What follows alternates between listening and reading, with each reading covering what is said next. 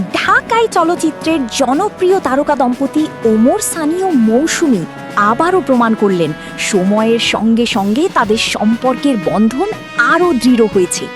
ওমর সানির জন্মদিন উপলক্ষে মৌসুমী যে ভালোবাসা ও আবেগ ভরা ভিডিও বার্তা শেয়ার করেছেন তা ইতোমধ্যেই ভক্তদের হৃদয় ছুঁয়ে গেছে। ভিডিও বার্তায় মৌসুমীকে দেখা যায় বেশ উচ্ছ্বসিত ও প্রাণবন্ত মেজাজে।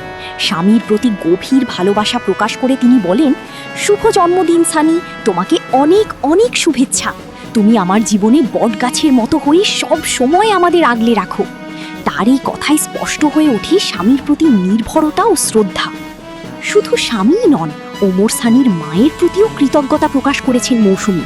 তিনি বলেন, যে মা তোমাকে জন্ম দিয়েছেন তার জন্য আল্লাহর কাছে দোয়া করি।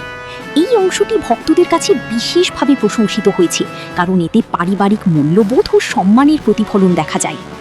ভিডিওর শেষাংশে ভালোবাসা ভরা কণ্ঠে মৌসুমী বলেন, তোমাকে আমরা পেয়েছি বলি এত সুন্দর জীবন, বারবার তোমাকে এভাবেই পাশে চাই, লাভ ইউ, হ্যাপি বার্থডে।